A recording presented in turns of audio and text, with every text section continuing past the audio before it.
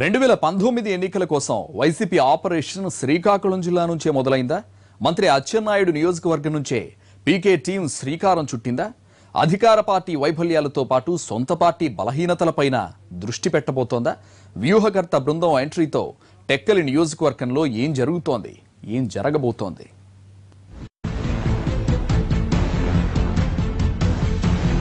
పీకే ఎంట్రీతో YCP జోరుమింది. Prashanth Kishore బృందం శ్రీకాకుళం జిల్లాలో పర్యటించడం ఇప్పుడు హాట్ టాపిక్ గా మారింది.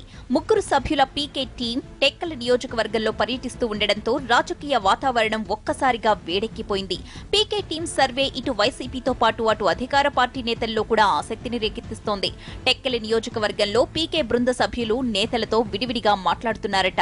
అధికార ప్రతిపక్ష పార్టీల బలాబలాలపై ఆరా తీస్తున్నారట.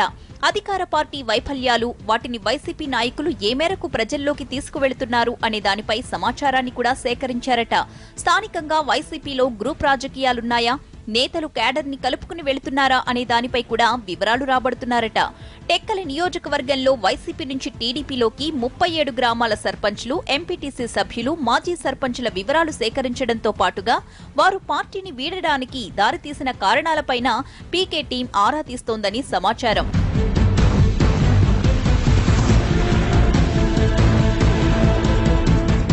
కేవలం వైసీపీ లోటుపాట్ల సమీక్షకే పరిమితం కాలేదు పీకే టీం.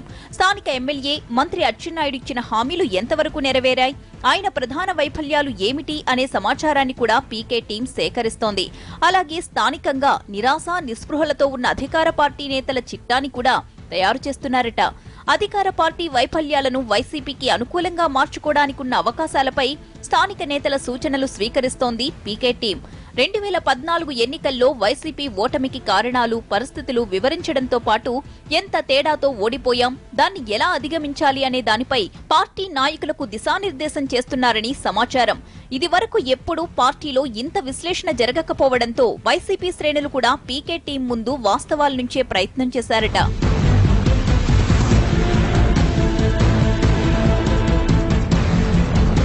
పార్టీలోని గ్రూప్ తగాదాలు కూడా పీకే టీంకి ఈ టూర్లో ప్రత్యక్షంగా తెలిసొచ్చాయని అంటున్నారు. నందిగాం మండలంలో భోజన విరామం తీసుకున్న పీకే బృందానికి నియోజకవర్గంలో వర్గపోరు ప్రత్యక్షంగా కనిపించిందని తెలుస్తోంది. పార్టీ కార్యక్రమం అయినప్పుడు తమకు ఎందుకు సమాచారం ఇవ్వలేదని దువ్వాడ శ్రీనివాస్ వర్గం నేరుగా పీకే బృందాన్ని ప్రశ్నించిందని చెబుతున్నారు. అదే సమయంలో 37 మంది ఎంపీటీసీ సభ్యులు వెళ్లిపోవడానికి ప్రస్తుత నియోజకవర్గ ఇన్ఛార్జ్ పేరాడ తిలక్ నాయకత్వంపై ఉన్న వ్యతిరేకత ఒక కారణం కాగా, దువ్వాడ శ్రీనివాస్ తెర వెనుక నుంచి ప్రోత్సహించినట్లు కొందరు పీకే బృందం దృష్టికి తీసుకువెళ్లినట్లు తెలుస్తోంది. దువ్వాడ ఇటీవల పార్టీ కార్యక్రమాలకు దూరంగా ఉండడం వెనుక గల కారణాలపై సమాచారం కూడా సేకరించారట. మొత్తం మీద పీకే బృందం శ్రీకాకుళం జిల్లా పర్యటన రాజకీయాల్లో చర్చనీయాంశమైంది.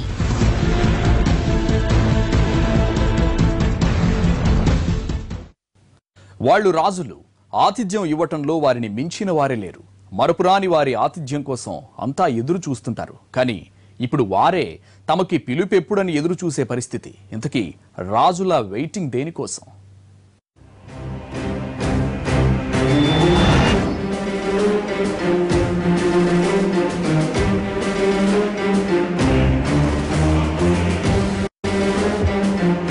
ఆంధ్రప్రదేశ్ రాజకీయాల్లో వారు కీలకమే. రాష్ట్రం ఏర్పడిన తర్వాత తెలంగాణలో కూడా చాలా నియోజకవర్గాల్లో వారి ప్రభావం ఉంది.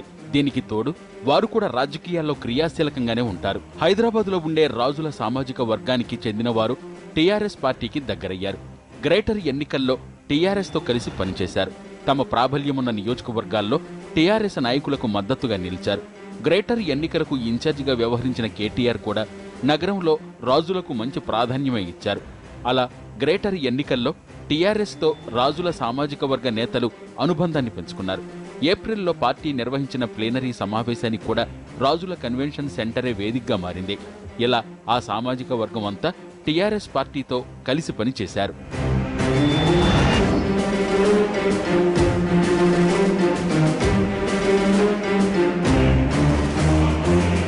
దశాబ్దాల క్రితమే హైదరాబాద్తో పాటు తెలంగాణ జిల్లాల్లో స్థిరపడ్డ రాజులు రాష్ట్రం విడిపోయాక టీఆర్ఎస్కి అండగా నిలిచారు. రాజకీయంగా తెలంగాణలో తమ సామాజిక వర్గానికి ప్రాధాన్యం ఉండాలన్నది వారి ఆలోచన.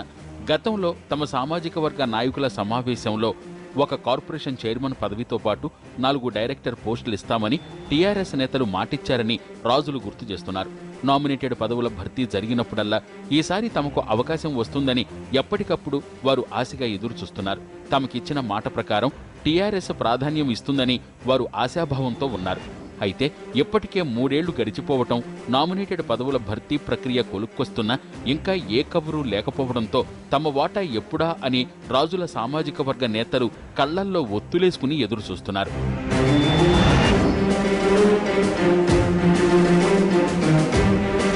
ప్రస్తుతానికి టీఆర్ఎస్ పార్టీ రాష్ట్ర కమిటీ కూర్పు మీద కసరత్తు చేస్తోంది. అందులో ఈ వర్గానికి ప్రాతినిధ్యం దక్కే అవకాశాలు కనిపిస్తున్నాయి అంటున్నారు. నామినేటెడ్ పదవుల్లో టీఆర్ఎస్ న్యాయం చేస్తుందనే నమ్మకంతోనే ఇప్పటికీ రాజుల సామాజిక వర్గ నేతలున్నారు. చూడాలి మరి గులాబీ బాస్ ఏం చేస్తారో.